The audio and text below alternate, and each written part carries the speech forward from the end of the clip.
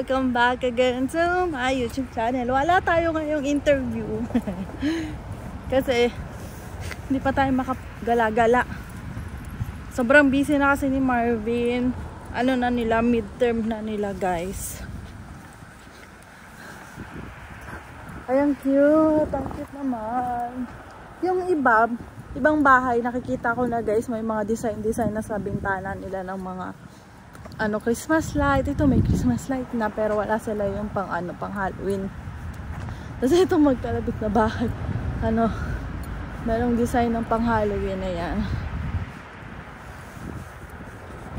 Gusto ko nga rin maglogo kaso syempre alam mo na, nagbabudget pa tayo, hindi pa natin kaya yung bumili ng mga ganyan. Tsaka wala pa naman kami sariling bahay. Ay, ang cute! Bigla silang nagbulaklakan nung biglang lamig, pero nung summer hindi sila nagganyan. Kasi nung nakaraan ito guys, ayan. Nung nakaraan kasi nakatiklop sila. Tingnan nyo ang dilim ng ulap. 5:30 na, naglalakad na ako papunta sa bahay. Diyos ko, day. Pagod kanina. Dami namin ginawa. Tapos, kanina gumawa ako ng chow pan. Ang ginamit ko guys ay yung spam. Hindi ko na nag-medyo kanina kasi late akong tumayo. Kasi antok pa ako. Hindi kasi ako pinatulog ng tiyan ko kagabi. Grabe. Sobrang sakit talaga ng tiyan ko. Nakailang balik ako sa washroom. Tapos ginigising ko pa si Marvin. Ini-istorbo ko si Marvin. Kasi ang sakit, hindi ko kaya. Tapos kumuha siya ng towel. Binanlawan niya yung towel ng mainit na tubig, tapos nilagay ko sa tiyan ko. Ay nako, talagang nakatulog na ako, nagising uli ako. Tapos sabi ni Marvin, si Marvin nagising, nagising ko siya, hindi pa siya natutulog ulit. Sabi niya, natulog ka na be, nagising ka na. Alang galing, nagbulaklakan pa rin yung iba. Nakatuwa naman, ibang bulaklak na ang kukulay. Ang lamig. Nakikita ko na yung mga ibang puno guys, puro orange, dilaw. Madami nang nag-iiba. Sila Ate Aliana, nakakatuwa. Nakakawa na sila ng sasakyan. Dumating sila dito ng May guys. I-interviewin na natin sila kapag nakita natin sila about sa paggawa ng sasakyan. Gumawa sila yung parang 2018 na sasakyan, hulugan. Bi-weekly daw yung bayad nila sa sasakyan. Tapos yung may insurance. Pray natin na makapasa si Marvin sa G kasi kukuha na siya ng G next week. Kinakabahan nga siya kasi baka daw hindi siya pumasa. Sabi ko, huwag kang mag-alala. Kasi nagdadrive naman siya. Sabi naman nila kuya, marunong na naman daw si Marvin mag-drive. Kaso ngayon nga, sabi ni Marvin, kaya naman daw. Kaso pag nandyan na syempre, yung mag-grade sa'yo, kalapit mo lang, baka daw biglang kabahan siya. baka daw siya kabahan, bigla siyang sabi, kaya mo yan, huwag mong isipin yan, sabi ko. Sabi, oo, ganyan. Para next year, makakuha na tayo ng sasakyan kapag may budget na tayo. Ang lamig, guys. Ako sa bahay, guys, pinagbuksan ako ni Marvin. Lamig. Tapos, ayan, hipo. Miniinit na. Gagawa ako ng sisig ngayon, guys. Ang gulo ng buhok ko kasi sobrang hangin sa labas. Grabe. pag habang naglalakad ako, nakasilip na si Marvin. Sabi niyang ganun. Tapos pagpas, ako'y takbo na pa. Takbo na ako papunta sa kanya. Tapos sabi niya, galit ka ba kahapon? Galit kasi ako kahapon. Kumiss agad siya Pero pasok na tayo sa kwarto, guys. Gagawa siya ng assignment. Hipon din ulam mo, be? Maghihipon ka rin? Kunti lang kainin mo. Parang unti naman nun. Magluluto ako ng sisig ngayon. You want? Pero hindi nga yung mamaya pagkatapos kumain. Pero hindi natin maulam na. Bakit kalat-kalat ang pera dito? Dami ang pera Ano ko yan? Yung saan? Kalat-kalat ang pera natin dyan We have $10. Tabi na. Game na? Kain tayo, guys. Ayan yung hipon. Tapos mamaya gagawa tayo. Mag-air fryer ako mamaya, ha? Air fryer ko gagamitin. Ayan, guys, tapos na kaming kumain ni Marvin. Tapos kanina, hindi pa ako tapos kumain. Nauna si Marvin natapos. Nakikita nyo kanina nagpo-phone siya kasi nag-online class na sila. Sakto kasi yung pagkain namin. Start na nila. Tapos sabi ko, oh, hindi tayo kakain sa labas, dito sa kusina. Dito ulit tayo sa kwarto. Sabi ko, aking nahihirapan kumain sa kwarto. Tapos sabi niya, sige doon na lang tayo sa kusina. Dalhin ko na lang. Dito na lang cellphone gamitin ko. Tapos hindi nga kanina, makain siya, nakikinig siya. Tapos, nung natapos siya, sabi niya sa akin, habang nakain ako, be, sorry. Sabi ko, bakit? Sabi ko, gano'n, habang nakaupo ako, nakatayo na siya, kadala yung cellphone. Sa loob na ako kasi magkaklase na akala ko kung ano. Sabi ko, oo, sige na. Sabi niya, bait ha, di ka galit ha. Sabi niya gano'n. Sabi ko, sige na, at gagawa ako nung sa sisig. Ipiprito ko na lang kasi nasa kwarto siya. Nandun yung air fryer. Sabi ko, magugulo ko siya pag pumasok pa ako. Kaya, ayun. Magluluto tayo ng sisig para kasi ubos na rin yung ulam namin, ilang buwan na nung huling luto ko ng sisig, guys. Sigurado namimiss na yun ni Marvin. Gagawa tayo. Tapos next week, mag-grocery na ulit kami dahil nga ubos na yung grocery namin nung nakaraan. Ala, ang ganda. Ala, ang lungkot na, guys. Ay, pakita ko sa inyo yung akin. Ito yung inano ko na yung pinakuluan ko ng bawang, sibuyas, paminta. Ayan, lahat yan. Piprito natin yung mga yan. Ang lungkot-lungkot na, guys. Hindi na tayo makakagala kasi nakakatamad na talagang lumabas. Tapos ayusin ko na itong cabinet na to. Ayusin namin yan ni Marvin. Siguro mamaya or bukas. Kasi batating na yung kapatid ng asawa ni Ate Christina, international student. Dito na daw mag-stay kasi alis na yung foreigner. Couple din daw, guys. Kaya ayusin namin, tatanggalin namin yung mga hindi na kailangan. Yung mga pwede pa namin ipamigay na winter jacket na naiwan ng dati namin kasama. Tingnan yung labas. Ang lamig na kasi. May tao ba? Lamig na. Ayan. No, guys. Paano kaya yung sa kailan ba yun? Yung Halloween, yung mga bata, iikot-ikot sa mga bahay. Sabi may ganun daw dito. Iniisip ko, ang lamig. Hindi ba naka-costume yung mga bata? Yung mga costume, manipis. Kaya sabi ko, lamig. Lamig. Tiis-tiis lang tayo sa labas. Tingnan nyo. Sobrang tahimik na. Mga ilang buwan na lang ba? Hindi ko alam. Pero sabi kasi nila, by November, katapos na natin ng November, may napatak-patak na rin daw na snow. So, ito na ang ating ang buhay natin uli. Ang ganda naman. Nagaganda na ako sa kulay ng mga puno sa likod, guys. Mangyari na, ngayon naman kahit pa paano, nakakaluwag-luwag na naman yung schedule ko kasi hindi na naman ako yung pulpak-pulpok magtrabaho. Naka-day off tayo sa linggo. Sa linggo, ibabawi ko talaga yung pahinga ko, guys. Talagang, pero bibidyo ko sila mama. Sabado. Tapos, linggo, yun, tulog na ako maghapon.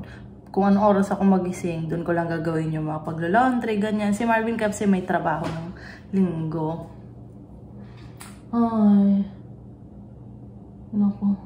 Wala na masyadong nag-jogging sa likod, Kahit si Marvin, nitatamad na din maggumala din sa labas. Kasi ang lamig, magsusuot pa kami ng susuot pa ng pajama. Ay, yung pajama ko, yung jogging pants ko, guys, hindi na kaya.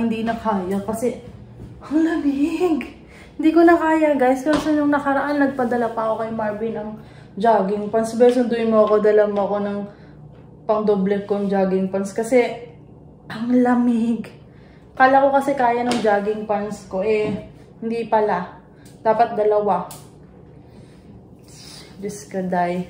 Yun lang kasi ang mahirap pag winter. Yung dami mong suot. Tapos tulad kanina, edi nga, lamig sa labas, pagsakay mo ng bus. Ang init! Ang init! Hindi pa siya nakaano, pero kulong na kulong siya, walang kahangin-hangin. Tapos grabe, ang dami ng tao. Kanina, parang dati pag dumadating ako sa trabaho, may 20 minutes pa ako bago mag-start. Kakapag-gayak-gayak pa ako, kakapag-Facebook pa ako. Pero ngayon guys, minsan 8 minutes lang mag-i-start na akong mag-work. Kasi, ang daming sakay ng bus, ang dami. Bawat kanto tumitigil, tapos ang daming sumasakay. Nagigising ako, as in siksika. Nagising nga ako kanina kasi may lalaki nakatalikod sa akin. As in, di ba nakaupo ako dun sa solohan. Nakaupo ako, tapos yung bag niya, nandito na mismo sa mukha ko guys. Nandito na ako sa katabihan Pinasok niya yung likod niya, pumasok siya sa part ng, sa may harap ko. Parang siniksik niya. Nagising ako kasi tumama sa mukha ko yung bag. Ang laki ng bag. Tapos sabi ko, Diyos ko, ang sakit. Sabi ko, paggising ko, grabe, ang daming tao, siksikan. Tapos kanina, papunta na ako uli naman dito sa bahay. Siksikan talaga as in. Buti na lang ako lagi nakakaupo dun sa solohan. Ang bilis-bilis ko talagang Pagdating sa ganyan, ang bilis ko hindi yung mabilis. Lagi nga sa una sa harap. Pag nakapila ako, pumipila ako lagi sa harap. Pag walang tao, tsatsagain kong pumila dyan kasi uupo ako dun. Tapos kapag ako pa lang yung tao, uupo ako dun. Tapos pag dumami na yung mga tao, nandun na sila sa harap. Hindi na ako makakaupo dun sa gusto kong upuan na mag-isa lang. Gusto ko lang kasi mag-isa. Siyempre, minsan nag-iingat din tayo pero alam nyo guys, natatawa ako dun sa isang post sa TikTok.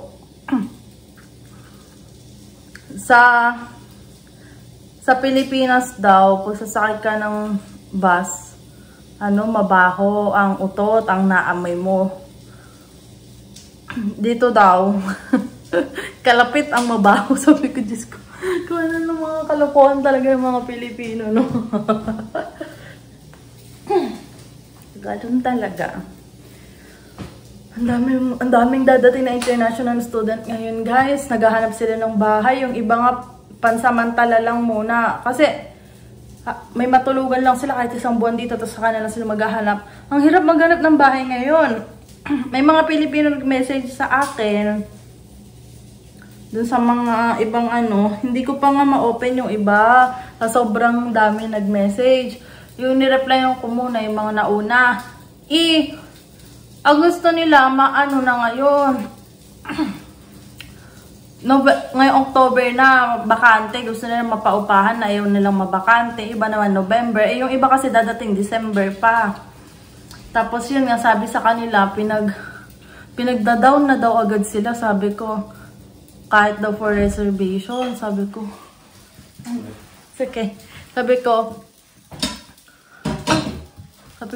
yung pa naman ang din ng ibang advice ng iba na wag daw munang mag-down dahil nga may mga scam nga, diba? Ang hirap din kasi kahit sabihin mo 500 lang yan for reservation. Diyos ko, magkano yan sa Philippine peso, diba? 500, nasa 20k ba yan? Ang laking pera din kaya noon. Kasi ang dami ngayong mga na-scam sa hindi ko tanda kung saang lugar dito sa Canada. Pero mga international students sila, guys. Nagbayad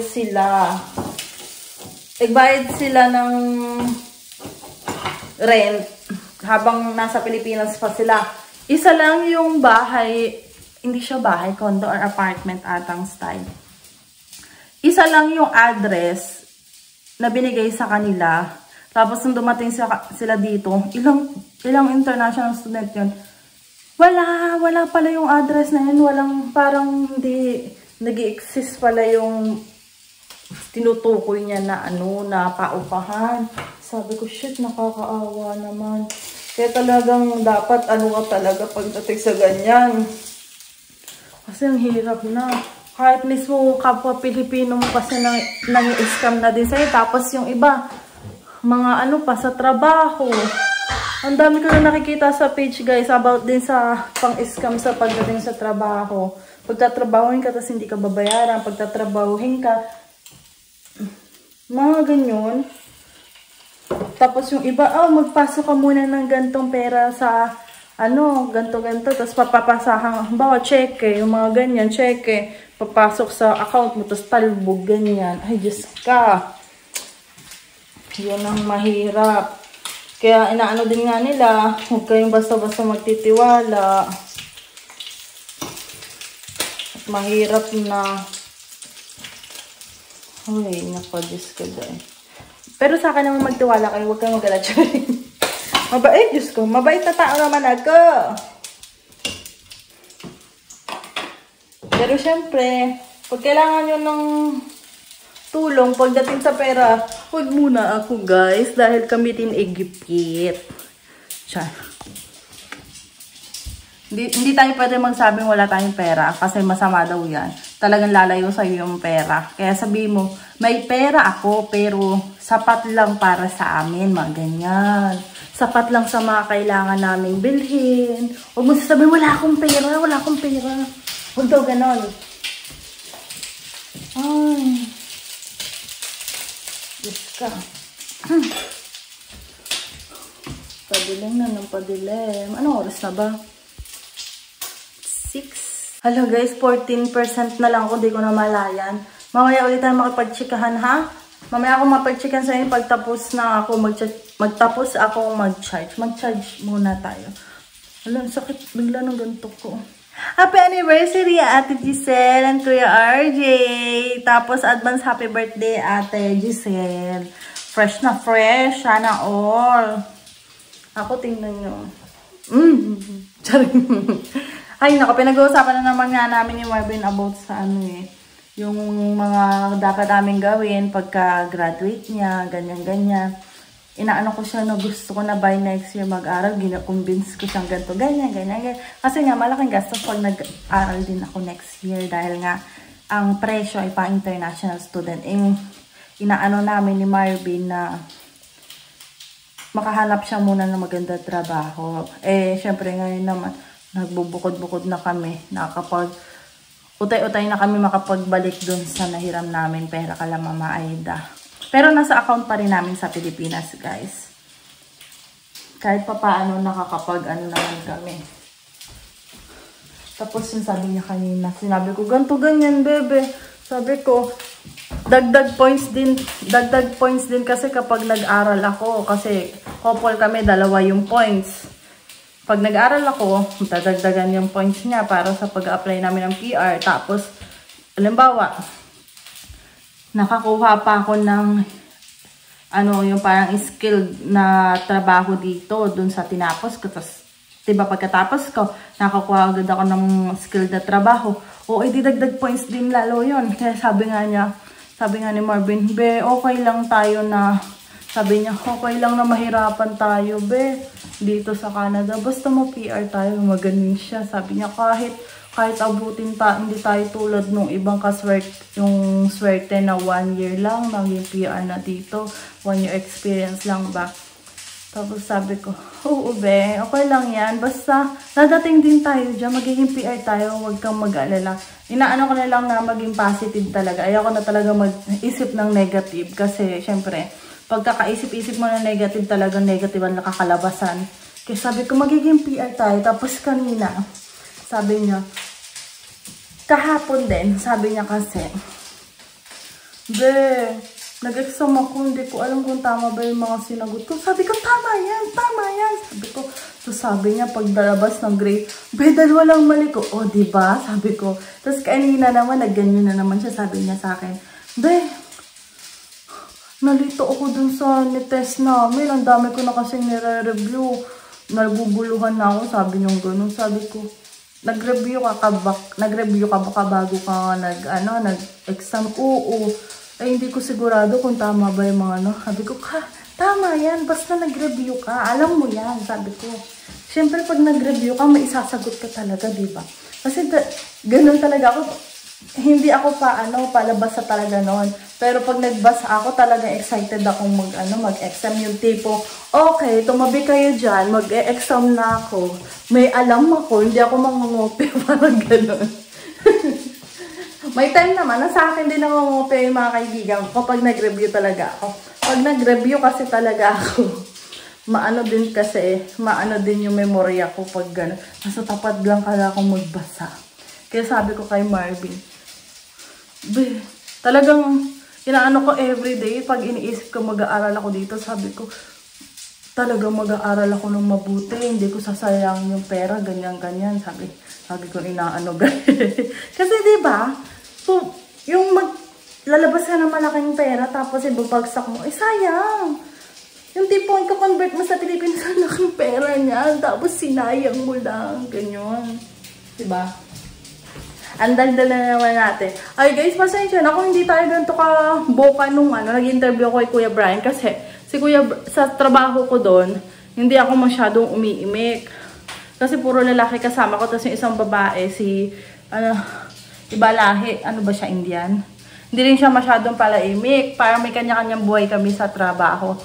Parang si Kuya Brian kasi maboka talaga.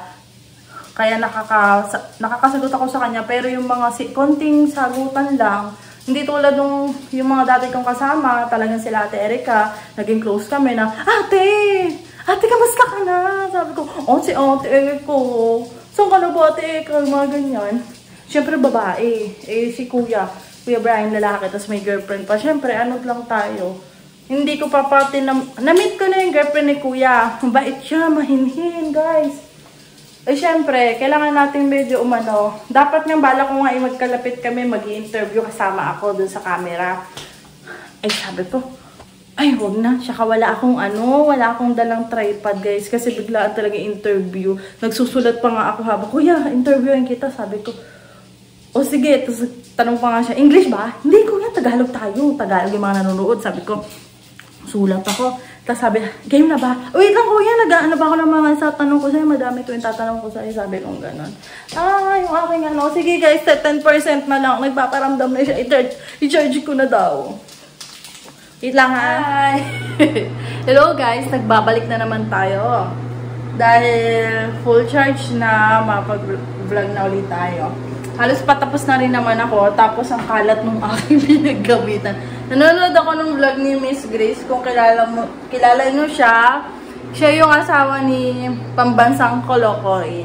So, hindi ko na-bet si Pambansang Kolokoy dahil sa ginawa niya kay Miss Grace. So, na-open na lahat. Ayaw ko talaga yung mga pagdating sa ganyan. Yung akala mo happy family kayo. Tapos, ang nangyayari, nagkakaroon ng kabet si lalaki. Lalo na kapag isa sa inyo parang biglang nagkapera, ganyan, nag-iiba ugali. Ayoko talaga ng ganon. Tamo yung ngayon na nagtatrending kay Kiko Magalona na lumabas na yung dati niyang partner daw, tapos nagkaanak pa sila. Yung side ng Magalona family hindi pa nagsasalita about doon. Sakit kaya nun. Kaya sabi ko kay Marvin noon, alam nyo guys, inaano ko si Marvin, baka mamaya ha, meron kang anak na, ginaganyan-ganyan ko dati. kasi nga diba nga seaman nga siya. Kalimitan daw sa mga seaman, meron na daw yung mga asawa, may mga unang anak na ganyan. Syempre nun kasi, first time ko kasi magkaroon ng karelasyon na seaman, tapos diba second boyfriend ko siya. Ayoko talaga sa seaman guys, kasi nga, ang dami ko na narinig about sa pagiging seaman. Kaya noon parang hindi ko talaga pinapansin si Marvin, hindi kasi niya ako tinigilan. Talagang dire-diretso yung pagpapapansin niya sa akin hanggang sa na-replyan ko na siya. Hindi muna tayo. Grabe no. Ang daming nasisirang pamilya dahil sa ganyan nagkakaroon ng kabet, tapos inanakan pa nila yung kabet. Ang daming natutuwa, ang daming nagagalit, pero syempre, kung sa'yo nangyari yon, nagkaroon ng kabet yung tatay, ang sakit. Tapos, nagkaroon pa ng anak, mas lalong di ko matatanggap yun guys. kahit sabihin mo walang kasalanan yung bata, ang hirap tanggapin. Na akala mo ang saya-saya ng pamilya nyo, tapos meron palang gano'n na nangyayari. Nakabuo pa, di ba? Masakit lang sa feeling. So, anong oras na mag-8 na guys, sobrang dilim na. Kaya, hindi ko na makita yung ano. Tapusin na natin itong sisig ko. Papakita ko na kay Marvin. May klase pa rin si Marvin nandun. Ang dami niyang ginagawa. Sabi niya, pumasok ko, sabi niya, ay, gumanong ba siya? O parang sabi niya, naka-side view. Nagganon siya, huwag daw maingay. Kukunin ko lang yung phone ko. So, mamaya ulit guys. Tatapusin ko pa si Miss Grace. Cute nitong magano yung accent niya eh. Sili natin. Wala tayo nung... Ay, sili. Ayun yung sisig natin guys. Wala ako nung siling labuyo. Hindi pala ako nakabili nung nakaraan. Kaya yung siling... ano na lang, nagpula, pinaglalagyan ko. Ayan, mukha naman masarap guys. Tikman natin later. Guys, okay na. Naitabi ko na yung aking sisig. Tapos kumain din. Kumain din, pero hindi alam ni Marvin kasi busy siya. Kumain ako, konti lang naman. Tapos nalagyan ko ng kain. Parang sisig silog. Parang gano'n ang mangyari niya. Hinalo-halo ko. Naglagyan ng konting sisig, konting kanin. Sobrang konti lang talaga guys. Hinain ko. Busog na naman ako. Diyos ko dahil. So, nanonood ako ng mga vlog nila. Pambansang Koloko, yung mga dati nilang vlogs. Mahilig sila magmukbang. Tapos naisip ko, ha? Magmukbang din kami ni Marvin. Kaso, syempre sila, may budget naman sila. Kami, ni Marvin, pwede kami magmukbang once a month. Sa tingin nyo guys, okay din kaya yon. Once a month, magta-try kami, di ba? Parang yun na rin, parang treat na rin namin sa aming dalawa. So, syempre pag mukbang, madami yun guys, di ba? Suggest kayo kung ano yung maunahin namin mukbang. Kasi noon pa sa Pilipinas, gusto ko magmukbang ng Jollibee guys. Kasi di ba nag-vlog ako ng ano. Kaya sabi ko, pag bumila ako ng pang Jollibee, aabot yun ng 1,000 yung kailangan kong ilabas. Eh, nag-iipon ako, sabi ko. Kaya hindi na kami natuloy ni Marvin pag mukbang. Kaya sabi ko, dito na lang be, sa tingin mo. Pwede naman be. May spaghetti, may chicken, may burger, yung mga pwede naming orderin. Pero tigi-isa lang. Tapos share na kami dun sa lahat na yun. Pwede rin naman na ano. na tigi-isa kaming dalawa. Pero balak namin, gusto sana namin yung isang bucket ba. Tapos yung spaghetti na madami. Tapos yun, burger nga. Kung ano yung nasa menu na pwede namin ma-order na kaya ng budget namin. Tapos magkakwentuhan kami ni Marvin. Ano ba? Paano kami nagkakilala? Paano yung buhay namin sa Pilipinas? Yung mga hindi pa namin ikukwento namin sa lahat ng mga vlog namin. Tapos yung mga experience namin sa Pilipinas, experience si Marvin nung nasa barko siya, kwentuhan natin. Tapos nung ako din, experience sa Pilipinas na naging trabaho ko. Tapos dito, lahat ng mga nangyari. Kasi hindi naman lahat nakukwento namin, di ba? Kasi minsan, nakakalimutan namin. Ilalo na to si Marvin. Lagi, hindi ko na alam, be. Be, tagal na yun. Tagal na. 2 days mo pa lang yun. Nalimot mo na. Ay, bebe, mo kasi akong tanong sa mga ganyan. Bilis kong malimutan yung ganyan. Pero kailang yun. Maalala din after lang days. So, ayun guys. Tatapusin ko na yung vlog ko ngayon. Tapos bukas ulit. Kasi sabihin ko si Marvin, be, magmukbang tayo. Gusto ko magmukbang, mag-seafood kami. Magluluto ang seafood. Gusto kong mag-invite ng international student. Magluluto kami, tapos diyan kami sa backyard, no? Nanginginig-ningig, kumakain, nagmumukbang, nagbo-vlog, no? Noon ko pa kasi gusto, kasi wala nga time, hindi kami nagkakasakto ng oras ni Marvin, tapos yung mga na-meet namin international student, di rin nagkakasakto ng day off. Ay, alam nyo naman, lalo sa akin, nakakagala-gala lang kami ni Marvin kapag out na ng trabaho, out niya siya sa school, magkikita lang kami. Minsan, be, sabi niya, be, out na ako sa school, puntahan kita niya sa work mo, sa downtown, tapos pasyal tayo sa downtown. Ganun ang mga setup namin ni Marvin. At least nakakagala pa naman kami. Na-enjoy naman namin yung life namin dito sa Canada kahit sobrang busy namin. Kasi syempre bago. kahit mag-iisang taon na kami dito, lahat ng nakikita namin ay bago sa paningin namin. Talagang kahit ganun pa lang, yung lugar pa lang, nag-enjoy na talaga kami sa mga tsura. Kahit hindi kami maglalabas ng pera, gagasto sa malaki. Nag-enjoy naman kami sa simpleng ano lang, simpleng tatambay ka lang, enjoy mo lang yung view, yung mga ganyan. Ganun din kasi ang hilig namin ni Marvin. Parang upo lang kami sa isang tabi, tapos titingnan namin yung view, tapos magkukwentuhan lang kami ng ganto-ganto, ganyan-ganyan, yung mga nakakatuwang bagay, ganyan. Simple lang naman yung kaligayahan namin ni Marvin. Pero syempre, pag dumating din naman yung time na maluwag na, mag-enjoy na yung talagang as in enjoy kasi laging inaano ni Marvin, tiis muna tayo. Pag nakaluwag na tayo, magta-travel tayo, punta tayong Japan, Korea, ganun siya. Sabi niya, basta ngayon, tiis lang talaga muna tayo. Pag nakaipon tayo, syempre, yung pera natin dito sinasahod, kung may ipon natin, convert sa Pilipinas, malaking bagay. Sabi niya, mag-ipon tayo para makapag-invest tayo ng mga negosyo sa Pilipinas, ganto ganyan, or kaya dito. Yan, lagi niyang, parang ewan ko, basta parang lagi niya yung inaano sa akin na pag nahihirapan ako, tiis lang. Siyempre, di mo naman maiwasan siya mo sa kanya, pagod na ako, ganyan-ganyan. Parang ganun. Ganyan, tiis lang, kaya yan, kaya natin to, ganyan. Siyempre, mas maganda talaga may kasamang partner, di ba? Dito. Kaya, naano din ako dun sa mga iba namin namimit na mag-isa, na nalulungkot nga. Kasi yung anak niya, asawa niya, nasa Pilipinas, mag-isa siya dito. Sa Ate Erica, kaya gusto ko lagi makakasama namin sa Ate Erica pag lalabas kami. Para naman may kakawentuhan siya. Ang hirap din, ngayon mga winter na ulit. Ay. Kaya, ako naman, willing naman ako makipagkita kapag, lalo na pag mag-isa ka lang dito. Pero hindi ako sanay mag-isa pala ng lalayas. Lagi akong kasama ko si Marvin. Kapag may pupuntahan or may nag-invite sa amin, pupunta ako kung available si Marvin. Pag hindi available si Marvin, hindi ako sumasama minsan. Kasi, basta parang nasanay na ako kasama ko si Marvin.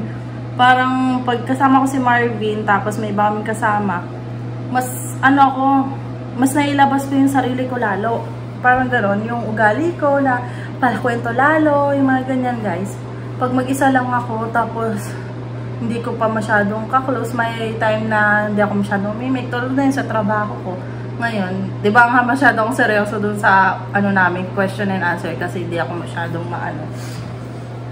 Kaya minsan sa mga kalagi akong kasama si Marvin. Pag kasama ko si Marvin, talagang lawas sa labas yung bunganga ni Crystal eh. Si Marvin naman nakatingin, nag-enjoy naman siya pag ganun ako. Doon siya natuwa eh, yung pagiging makwela ko, yung mga pasalita ko. Kasi siya tahimik na eh, yun. So, papaalam na ako guys, kasi kailangan na rin natin matulog para may 8 hours na tulog ulit tayo ngayong araw. Dahil ngayong gabi, hanggang bukas. Dahil nga kagabi, hindi ako nakatulog ng 8 hours sa sakit ng tiyan ko. Tapos pagpunta ko sa trabaho ko kaninang umaga, ang sakit pa rin ng tiyan ko. Nakailang washroom ako guys. Pero ngayon naman, medyo okay na. So, ayun lang guys. Balay manonood ako ng mga vlog na inaano na ako, mga vlog. Mahilig din ako manonood ng mga vlog. Pero yung mga vlog na may matututunan ako. Gusto na, papanoodin ko na uli yung mga yung mga paano yung ganito. Ganyan. Oh my God! Ay, nagawa lang nagulat ako. Buta hindi ko. Kumain na ako eh. Kumain ka? Ang sarap eh. Sabi ko pa naman, hindi ko sasabihin kay Marvin, kumain ako. Stress ako. Hindi, mukbang tayo. Once a month. Ganyan o, mga ganyan. Jollibee? Oo. Once a month nga, magmukbang tayo, tapos kwentuhan about sa school mo, kwentuhan yung naging trabaho mo sa barko, yung paano ka na-i-stress sa barko. Hindi, pwede kasi doon kaya ba? So, huwag mo muna ikwento doon na nga, pag nagmukbang tayo. Hindi kasi nangyari. Meron, bago. Katatapos mo lang sa ano? Klase?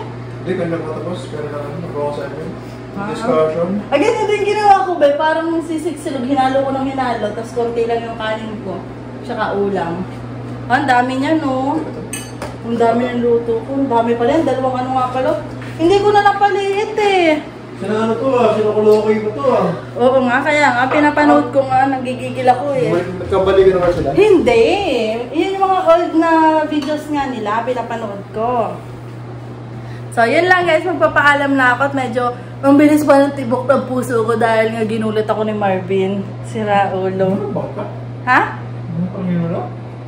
Thank you guys. Don't forget to like and subscribe to my YouTube channel. Bye!